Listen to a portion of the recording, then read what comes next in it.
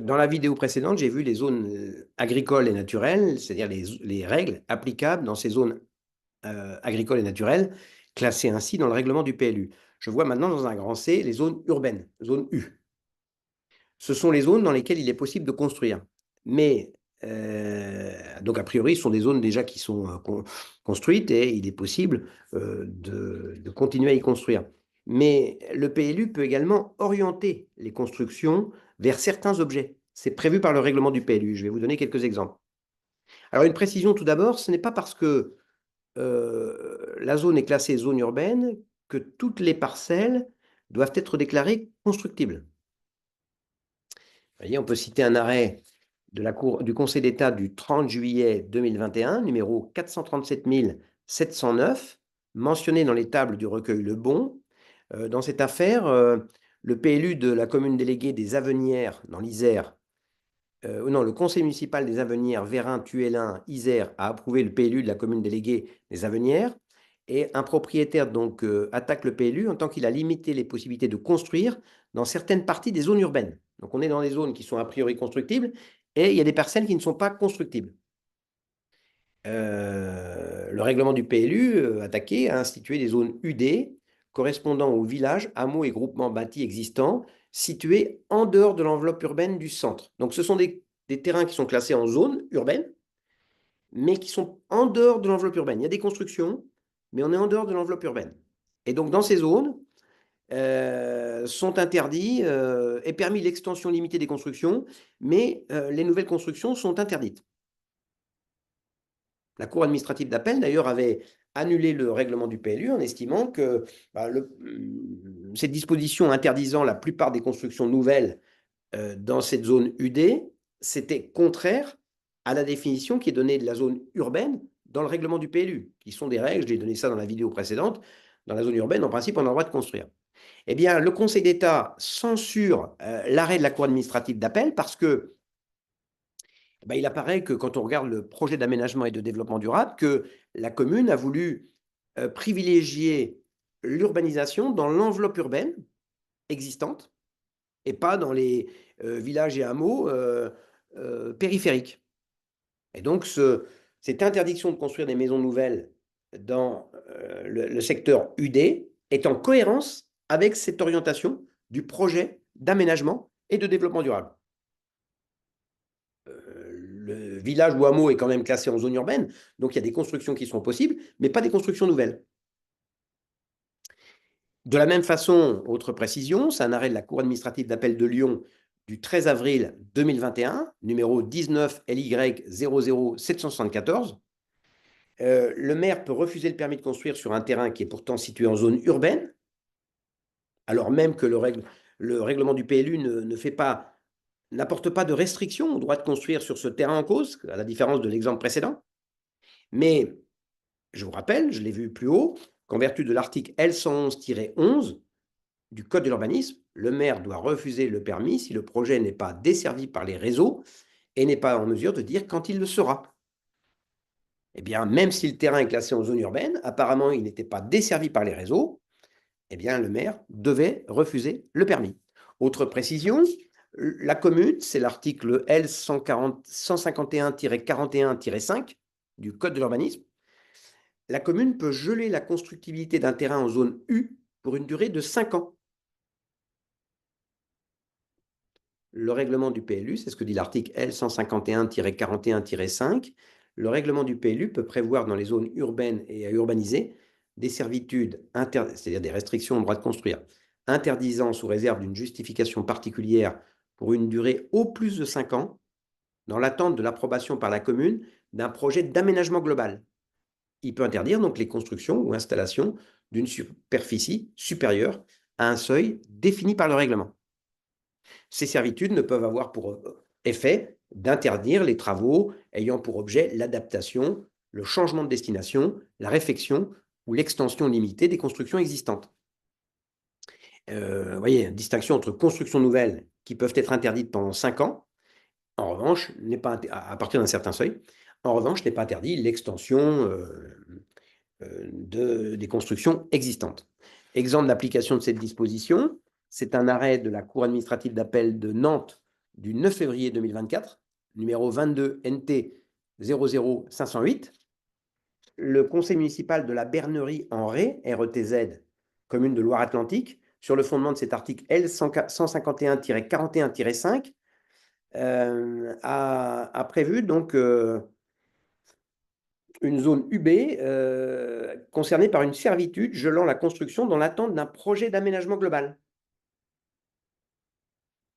Eh bien, la Cour administrative d'appel de Nantes juge que cette servitude est régulière parce qu'il y a des projets d'aménagement de cette partie de l'agglomération.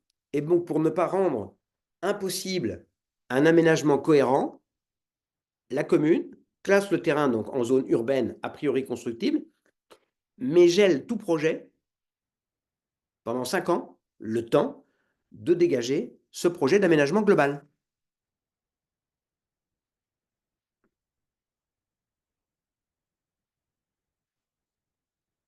En revanche, cet article L 151-41-5 ne permet pas au règlement du PLU d'interdire les changements de destination.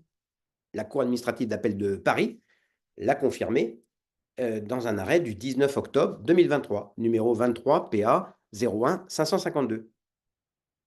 La commune, si elle veut instituer une servitude sur le fondement de cet article L 151-41-5, c'est-à-dire l'interdiction de construire pendant 5 ans dans l'attente d'un projet d'aménagement global, doit motiver sa décision, parce que ça porte atteinte à la propriété, donc il faut motiver.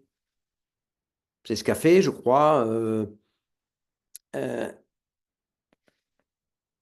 ce qu'a fait, par exemple, la Cour administrative d'appel de Douai dans un arrêt du 19 octobre 2023, 22 DA 01 246. C'est la commune d'Austricourt et elle a créé un périmètre d'attente de projet d'aménagement global, PAPAGE, en lien avec une orientation d'aménagement et de programmation relative à la restructuration du centre-ville. Donc, pour ne pas rendre compliqué cette restructuration du centre-ville qui va prendre du temps, donc il y a un projet d'aménagement global qui va être arrêté, puis on dit, bah voilà, pendant 5 ans, je ne délivre pas de permis de construire, donc il y a restriction du droit de construire dans cette zone, dans l'attente de ce projet d'aménagement global.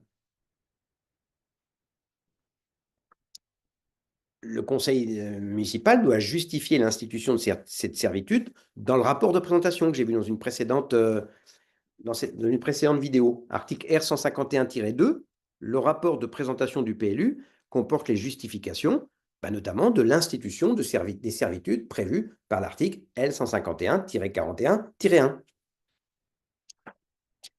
Alors, je vous disais, dans la zone urbaine, il est possible de construire, mais qu'est-ce qui est possible de construire? Eh bien, la commune peut orienter les constructions possibles. Vous voyez, par exemple, il y a des impératifs de mixité sociale. La mixité sociale, c'est un des objectifs de la politique d'urbanisme. Le code de l'urbanisme comporte des dispositions qui permettent à la commune, dans le règlement du PLU, dans les zones urbaines ou urbanisées, d'orienter la construction de logements. Le code parle de mixité sociale, c'est le titre d'un paragraphe.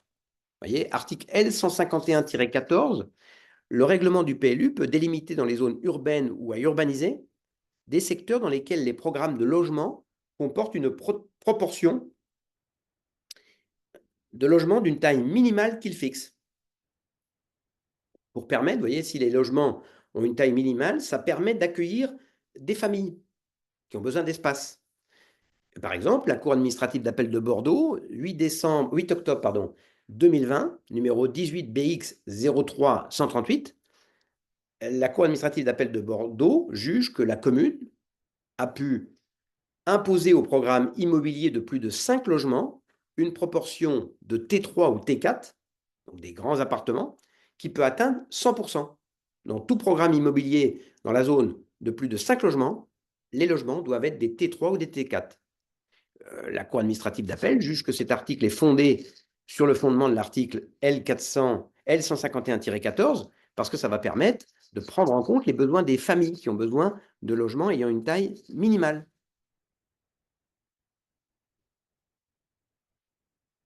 Article 151-15, toujours dans cet objectif de mixité sociale, le règlement du PLU peut délimiter dans les zones urbaines ou à urbaniser des secteurs dans lesquels, en cas de réalisation d'un programme de logement, un pourcentage de ce programme est affecté à des catégories de logements qu'il définit dans les respects des objectifs de mixité sociale. C'est normal puisque nous avons vu par ailleurs que certaines communes ont l'obligation, les communes de plus de 3 500 habitants situées dans une aire urbaine de 50 000 habitants, ont une obligation de construire, d'avoir 25% de logements sociaux par rapport aux résidences principales. Donc il est normal que le règlement du PLU leur donne la possibilité d'orienter les constructions vers un certain type de logement, notamment les logements sociaux. Autre objectif dans la zone urbaine ou urbanisée, préserver le petit commerce. Article L151-16, le règlement peut identifier et délimiter les quartiers, îlots et voies dans lesquels est préservée ou développée la diversité commerciale, notamment à travers les commerces de détail et de proximité, et définir le cas échéant les prescriptions de nature à assurer cet objectif. Je verrai d'ailleurs que la commune, je verrai ça plus loin, a un droit de préemption sur les fonds de commerce pour éviter que les petits commerces diversifiés soient remplacés par des kebabs, des tacos, des agences immobilières ou des agences bancaires, même si sur ce dernier point, il y a un reflux depuis quelques années. Article 151-17, le règlement du PLU peut définir, en fonction des circonstances locales, les règles concernant l'implantation des constructions. Article 151-18, le règlement du PLU peut déterminer des règles concernant l'aspect extérieur des constructions existantes, des constructions neuves, rénovées ou réhabilitées, leurs dimensions, leurs conditions d'alignement sur la voirie et de distance minimale par rapport à la limite séparative, afin de contribuer à la qualité architecturale, urbaine et paysagère, à la mise en valeur du patrimoine et à l'insertion des constructions dans le milieu environnement, c'est-à-dire poser des règles qui permettent de maintenir l'harmonie d'un quartier si cette harmonie existe. Et le règlement du PLU peut imposer des règles de distance par rapport à l'alignement, de retrait, etc. J'ai vu que dans le règlement national d'urbanisme, c'est-à-dire qui s'applique dans les communes non dotées d'un PLU, il y a des règles sur la distance, il y a des règles assez compliquées, distance par rapport à l'alignement, etc. Eh bien, il est possible d'y déroger. Je l'avais dit d'ailleurs quand j'ai vu le règlement national d'urbanisme, il est possible que la commune y déroge si elle adopte un PLU. Article 151-19, le règlement du PLU peut identifier et localiser les éléments de paysage et identifier, localiser et délimiter les quartiers, îlots, immeubles bâtis ou non bâtis, espaces publics, monuments, sites et secteurs à protéger, à conserver, à mettre en valeur ou à requalifier pour des motifs d'ordre culturel, historique ou architectural, et définir, le cas échéant, les prescriptions de nature à assurer leur préservation, leur conservation ou leur restauration. Article L151-19. Vous voyez, identifier des éléments de paysage ou de bâti pour les protéger et les soumettre à certaines prescriptions.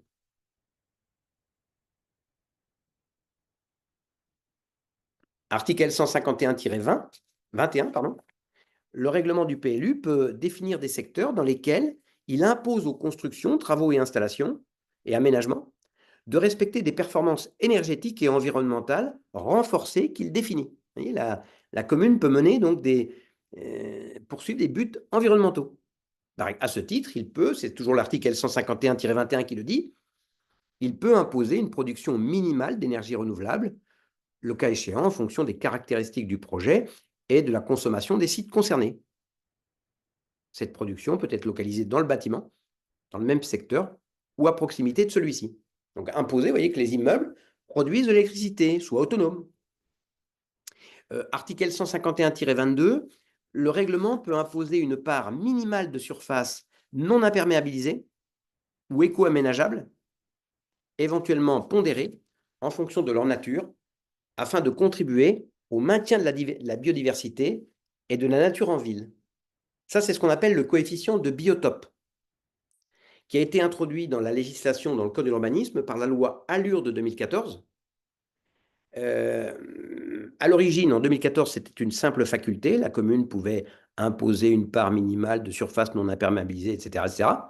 Mais désormais, je crois que c'est depuis la loi Climat et Résilience, l'article L151-22 indique que c'est une obligation, ce coefficient de biotope, dans les communes appartenant à une zone d'urbanisation continue de plus de 50 000 habitants, figurant sur la liste prévues à l'article 232 du Code général des impôts. Ce sont des communes dans lesquelles la tension sur le logement est importante, la demande de logement est plus forte que l'offre, et dans les communes de plus de 15 000 habitants, en forte croissance démographique, figurant sur la liste prévue au dernier alinéa de l'article L302-5 du Code de la construction et de l'habitation.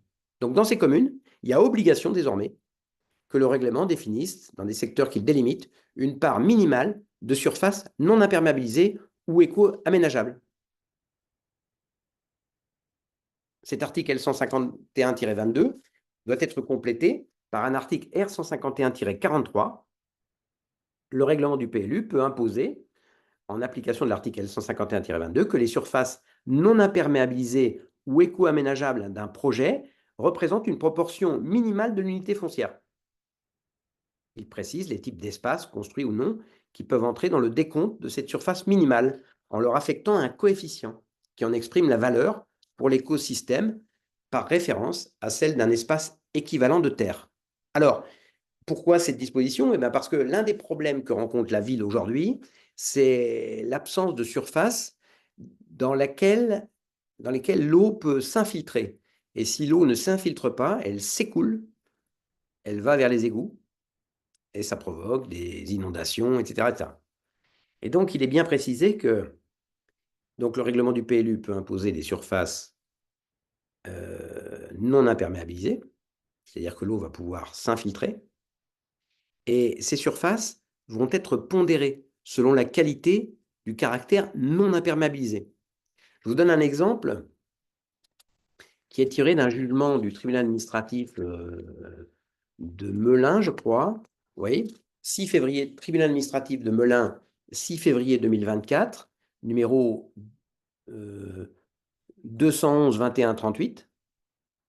Et dans cette affaire, donc, il s'agissait donc le maire de Fresnes, dans le Val-de-Marne, a refusé de délivrer un permis de construire pour un ensemble immobilier de 12 logements, au motif que le PLU de Fresnes a institué un coefficient d'imperméabilisation, coefficient de biotope, sur le fondement de l'article L151-22 que je viens de dicter. Ce coefficient donc permet d'imposer une biodiversité en milieu urbain. Dans le secteur où le propriétaire sollicite un permis, la commune a prévu un coefficient de biotope par surface de 30% de l'unité foncière. Donc 30% de l'unité foncière doit être non imperméabilisée.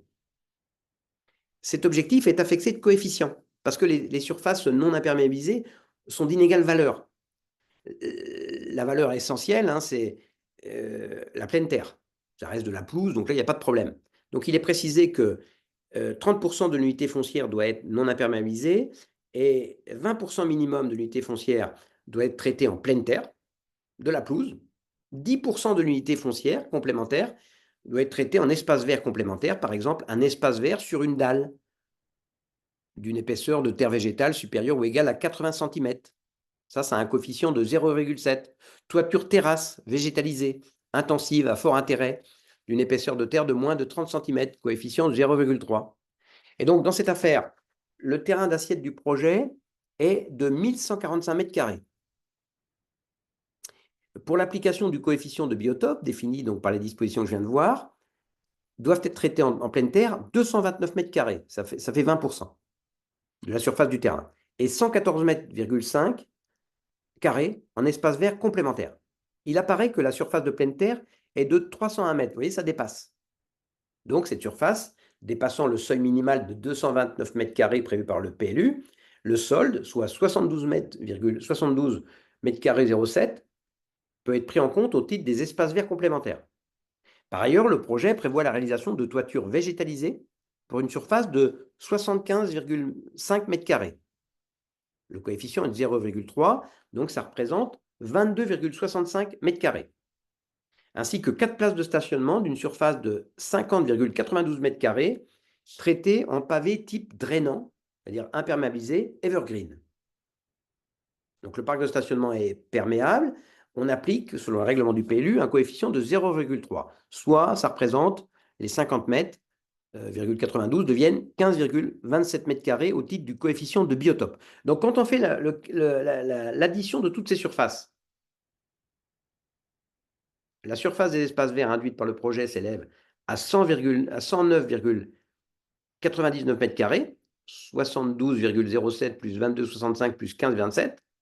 À cette surface doit s'ajouter la surface traitée en pleine terre, c'est-à-dire 229 mètres carrés. On arrive à 338,99 mètres carrés, ce qui représente une surface inférieure aux 343,50 mètres carrés exigés, c'est-à-dire 30% de l'unité foncière, c'est 343 mètres carrés, et on est en dessous, 338 mètres, on est en dessous de 5 mètres carrés. Le maire devait donc refuser le permis ou le retirer s'il l'avait accordé. Alors, je l'ai dit tout à l'heure, hein, le règlement peut identifier et localiser les éléments de paysage, délimiter des quartiers, immeubles, espaces publics, monuments, sites à protéger, à mettre en valeur ou à requalifier pour des motifs d'ordre culturel, historique ou architectural, et définir le cas échéant les prescriptions de nature à assurer leur préservation. Ça, c'est l'article L151-19, qui sont prolongés par des articles qui sont dans la partie réglementaire. Donc, vous voyez, ces dispositions permettent à la commune de protéger les éléments de paysage qui, selon elle, justifient cet intérêt. Mais la commune n'a pas un blanc-seing, hein, c'est très contrôlé. Vous voyez, par exemple, un arrêt de la Cour administrative d'appel de Lyon, 6 décembre 2023, numéro 21 LY 04038, examinant le PLU de la commune de Valéry, c'est en Haute-Savoie. La Cour administrative d'appel de Lyon rappelle que la localisation du secteur protégé, sa délimitation, etc., et les prescriptions qui sont imposées, doivent être proportionnées et ne peuvent excéder ce qui est nécessaire à l'objectif recherché. Une interdiction de toute construction, vous voyez, la commune dit cet espace paysager doit être protégé, j'interdis toute construction. Cette interdiction de toute construction ne peut être imposée que s'il s'agit du seul moyen permettant d'atteindre l'objectif poursuivi. Dans cette affaire, la commune fait valoir un intérêt paysager fort, lié en particulier à la valorisation d'une villa, la villa des Iris. Mais selon la Cour, les dispositions de l'article L151-23, je crois, hein, font obstacle à ce que c'est des espaces verts qui participent simplement au paysage de proximité, sans motif d'ordre écologique particulier, puissent être protégés sur leur fondement.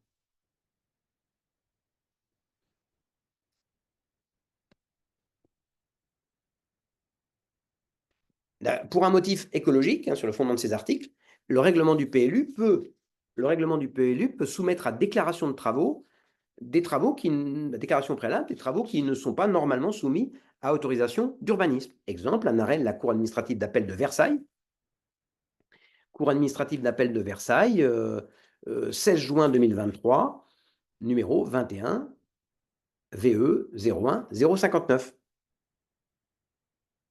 Donc c'est le règlement du PLU de Port-Marly dans les Yvelines qui a approuvé donc le conseil municipal a approuvé la révision du PLU et un propriétaire conteste le classement de sa parcelle en espace paysager remarquable. Donc, le code d'urbanisme, j'ai donné la définition, le code d'urbanisme prévoit de délimiter des tels secteurs et le PLU a prévu que le propriétaire d'un terrain qui est situé dans cet espace paysager, quand il veut réaliser des travaux, doit déposer une déclaration préalable, qui pourtant, normalement, alors que les travaux ne seraient même pas soumis à permis de construire. Eh bien, la Cour administrative juge que cette soumission est conforme au droit.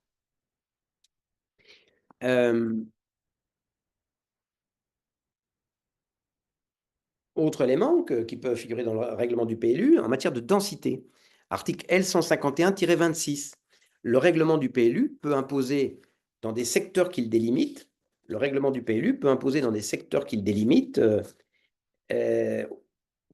au sein des secteurs situés à proximité des transports collectifs existants ou programmés, une densité minimale de construction.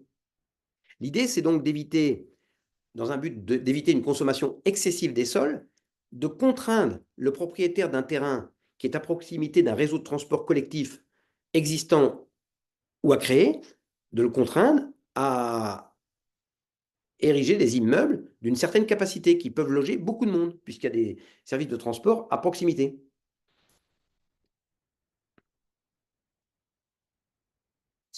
Alors, autre élément, article L151-28. Le règlement du PLU peut prévoir, premièrement, des secteurs situés dans les zones urbaines ou urbanisées, à l'intérieur desquels un dépassement des règles relatives au gabarit, à la hauteur et à l'emprise au sol est autorisé pour permettre l'agrandissement ou la construction de bâtiments à usage d'habitation. Ce dépassement, fixé pour chaque secteur, ne peut excéder 20% pour chacune des règles concernées. Donc, le règlement du PLI a prévu des règles en matière de hauteur des constructions, de gabarit, d'emprise au sol. Il peut autoriser, dans certains secteurs, une dérogation dans la limite de 20% à ces règles en matière de hauteur, de gabarit et d'emprise. Ça, c'est la règle générale. Deuxième élément de cet article, le règlement du PLU peut délimiter des secteurs à l'intérieur desquels la réalisation de programmes de logement comportant des logements sociaux, au sens de l'article L302-5 du Code de la construction et de l'habitation, bénéficie d'une majoration du volume constructible, tel qu'il résulte des règles relatives au gabarit, à la hauteur et à l'emprise au sol. Cette majoration, fixée pour chaque secteur, ne peut excéder 50%. Vous voyez, il y a des règles en matière de gabarit, de hauteur et d'emprise au sol pour les constructions dans une zone. Le règlement du PLU peut dire, dans ces secteurs, si les immeubles construits sont affectés à des logements sociaux que l'on veut favoriser, eh bien, les règles de hauteur, de gabarit et d'emprise au sol pourront être dépassées de 50%. Vous voyez, ça peut être un argument fort pour un promoteur qui n'a pas trop envie de construire des logements sociaux parce qu'il se dit, je ne pourrais pas les commercialiser très cher, etc. Mais s'il sait qu'il va pouvoir construire un étage de plus, avoir une emprise au sol plus importante, eh bien, ça peut l'inciter à construire en disant, bah, je vendrai moins cher, mais comme je vais construire plus, je vais m'y retrouver. Troisième règle, dans les zones urbaines ou urbanisées, le règlement du PLU donc, peut autoriser un dépassement des règles relatives au gabarit, qui peut être modulé mais ne peut excéder 30% pour les constructions faisant preuve d'exemplarité énergétique ou environnementale, ou qui sont à énergie positive. Donc, vous voyez, dans l'exception précédente, il s'agissait de l'objectif de construction des logements sociaux.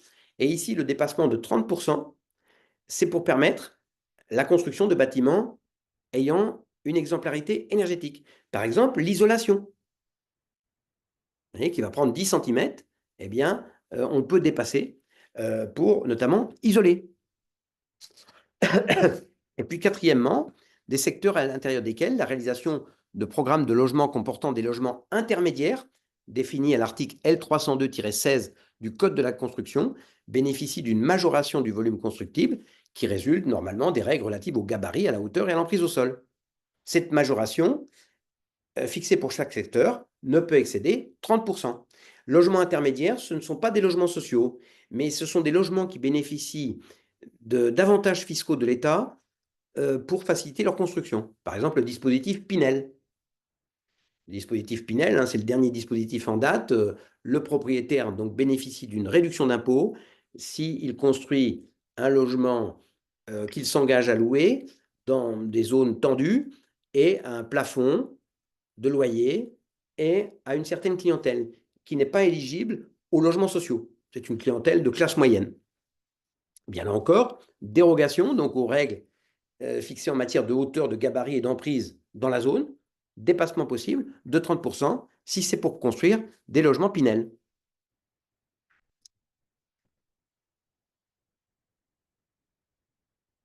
Alors, une précision, le gabarit en architecture, je viens de parler de cette notion, désigne la taille et la forme générale que peut prendre un bâtiment en fonction des règles d'urbanisme. Le gabarit, est défini formellement par un graphique qui indique les lignes droites ou courbes dans lesquelles doivent s'inscrire les constructions. L'emprise au sol, elle, est la projection verticale du volume de la construction, tous des bords et surplomb inclus. Article R421-1 du Code de l'urbanisme. Par exemple, une piscine extérieure est comprise dans l'emprise au sol. Le gabarit va permettre, par exemple, à la différence de l'emprise au sol, d'évaluer la hauteur du bâtiment. Le gabarit prend en compte la hauteur de la construction, ce que ne fait pas l'emprise au sol.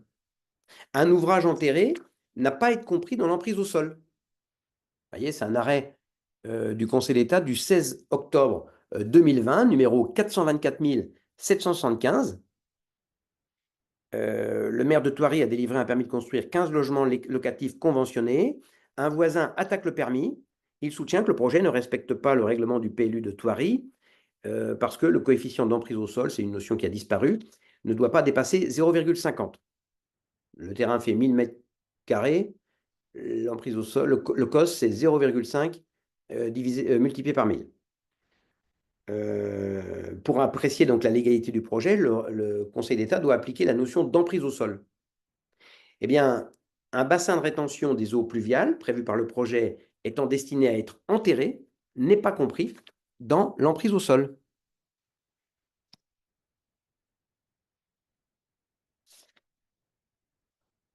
Alors, dernière disposition que je verrai aujourd'hui à propos donc, des règles qui, dans les zones urbaines ou urbanisées, peuvent orienter les constructions, les dispositions en matière de stationnement. Les règles de stationnement sont un élément important de la politique des villes parce que créer des places de stationnement peut faciliter la vie de l'automobiliste qui, à un moment, doit s'arrêter et se garer. Exiger la création de places de stationnement, ça peut éviter l'engorgement des rues parce que si on construit un immeuble sans prévoir des places de stationnement, eh bien, les habitants de l'immeuble stationneront les véhicules dans la rue. Et puis, on peut souhaiter aussi rendre la vie de l'automobiliste difficile en ne prévoyant pas de place de stationnement. Donc, pas de place de stationnement, il est préférable de ne pas avoir de voiture. Voilà les enjeux. Alors, quand on regarde, donc les règles en matière de stationnement qui sont dans le règlement du PLU. Tout d'abord, je vous avais dit que dans le règlement national d'urbanisme, il est prévu que le maire, donc dans une commune qui n'est pas couverte par un PLU, peut exiger de celui qui construit qu'il crée une place de stationnement. Vous voyez, ça existe, ça, dans le règlement national d'urbanisme. Là, je vois les règles, les contraintes qui existent dans les dispositions légales et réglementaires du Code de l'urbanisme. D'abord, pas d'obligation d'exiger que le constructeur réalise des places de stationnement. Ça découle de l'article L151-33. Voilà ce que dit cet article. Lorsque le règlement du PLU impose la réalisation de places de stationnement pour les véhicules motorisés, celles-ci peuvent être réalisées sur le terrain d'assiette ou dans son environnement immédiat. Lorsque, ça veut dire que ce n'est pas une obligation. Si le règlement du PLU, maintenant c'est de plus en plus fréquent, automatique, hein, le règlement du PLU donc, prévoit l'exigence de places de stationnement. Ces places peuvent être réalisées sur le terrain qui fait l'objet donc de la construction, en dessous par exemple, ou à côté, ou le pétitionnaire peut satisfaire à l'obligation de création de places de stationnement en obtenant une concession dans un parking privé ou des places dans un parking public à proximité. Il faut que ce soit 5 minutes à pied, 10 minutes peut-être, hein, parce que si ça a une demi-heure, on sait que le propriétaire, l'occupant de l'immeuble, le premier jour, il ira garer sa voiture à une demi-heure, mais le deuxième jour, il la mettra au bord de la rue, à proximité, donc sur le trottoir.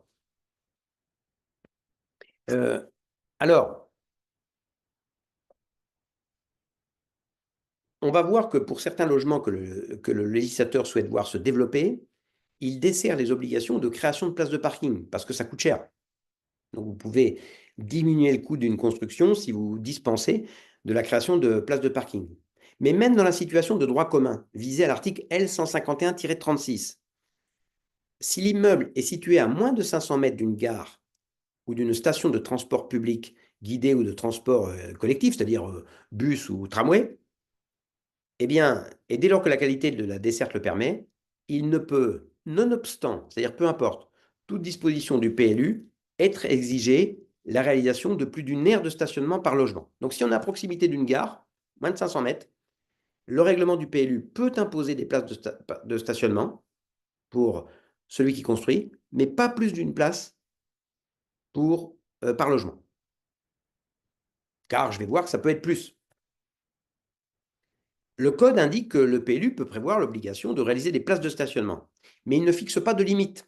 Là, on vient de voir qu'il peut, dans certains cas, dire pas plus d'une place, mais en principe, il ne fixe pas de limite. On verra que pour 3 catégories de logements, l'article L151-34 prévoit que le règlement du PLU peut ne pas exiger la réalisation de places de parking. Ce n'est pas une obligation. Mais l'article L151-35 indique que pour ces 3 catégories de logements, il ne peut être exigé la réalisation de plus d'une aire de stationnement par logement. Donc la commune peut, pour ces 3 catégories de logements que je vais voir, résidence universitaire, EHPAD, puis un troisième, le règlement du PLU peut dire je n'exige pas de place de stationnement, mais s'il les exige, ça ne peut pas être plus d'une place de stationnement par logement. Donc, le règlement du PLU, hors de ce cas, j'en déduis, hors de ces 3 cas, peut prévoir plus d'une place, sous le contrôle du juge. Vous voyez, par exemple, Conseil d'État, 4 avril 2018, numéro 407 445, mentionné dans les tables du Lebon. Dans cette affaire, c'est le PLU de la commune de Grasse, dans les Alpes-Maritimes, qui a prévu donc 2,5 places de stationnement par logement. Mais le Conseil d'État juge que des travaux entrepris sur un logement existant qui ne se traduisent pas par une augmentation, la création de nouveaux logements, ne peuvent pas prévoir de nouvelles places de stationnement.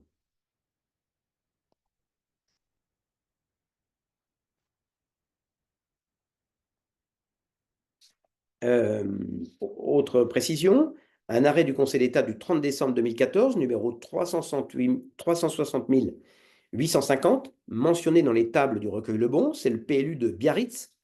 Et dans cette affaire, Biarritz avait prévu un nombre de places de stationnement différentes selon les destinations. J'ai vu tout à l'heure, hein, dans la vidéo précédente, j'ai vu qu'il y a 5 destinations prévues dans le code de l'urbanisme: bâtiments agricoles, habitation, immeubles collectifs, commerce, autres services. Eh bien, soit le nombre de places de stationnement peut être différent selon la destination, mais le règlement du PLU de Biarritz ne pouvait pas prévoir une destination autre que les 5 existants. Le PLU avait soumis les services, y compris les agences bancaires, bureaux d'assurance et les restaurants, aux règles relatives au nombre d'aires de stationnement applicables à la catégorie des bureaux. C'était créé une catégorie nouvelle qui écartelait les 2 des 5 destinations existantes. Ça, c'est illégal. Alors, il y a aussi des dispositions, en particulier en matière d'obligation de création de places de stationnement, qui sont dans l'air du temps. Vous voyez, par exemple, l'article R151-44. Afin d'assurer le stationnement des véhicules motorisés ou des vélos hors des voies publiques, le règlement peut prévoir des obligations de réalisation d'aires de stationnement pour les vélos. Alors, je vous disais, l'article L151-34 dispose que le règlement du PLU peut ne pas imposer la réalisation d'aires de stationnement lors de la construction de logements locatifs financés avec un prêt aidé par l'État, de logements locatifs intermédiaires, c'est les Pinel que je voyais tout à l'heure, des établissements assurant l'hébergement des personnes âgées, c'est les EHPAD, des résidences universitaires. Si le PLU choisit de ne pas dispenser ce type de logement de la création de places de stationnement, c'est possible, hein, mais le PLU ne peut pas exiger plus d'une place de stationnement par logement. Par logement dans l'EHPAD, dans les logements intermédiaires et résidences étudiantes.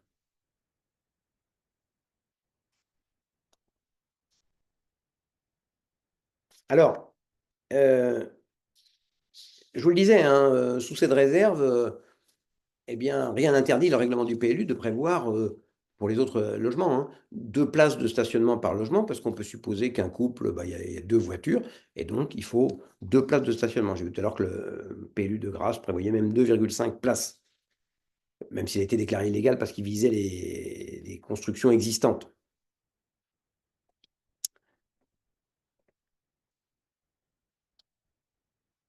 D'ailleurs, l'article L151-36-1 dispose que, nonobstant toute disposition du PLU, l'obligation de réaliser des aires de stationnement n'est pas applicable aux travaux de transformation ou d'amélioration effectués sur des logements existants qui n'entraînent pas la création de surfaces de plancher supplémentaires, lorsque ces logements sont situés dans une commune appartenant à une zone d'urbanisation continue de plus de 50 000 habitants.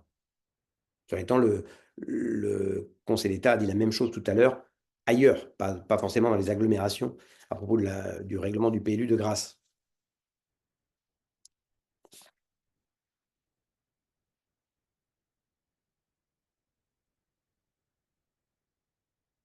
Voilà je crois que ce qu'on pouvait dire à propos, des places, de stationnement et donc, dans la prochaine vidéo, je verrai, les zones à urbaniser, qui est la dernière zone, du règlement du PLU puisque j'ai vu les zones agricoles et naturelles et que je viens de voir les zones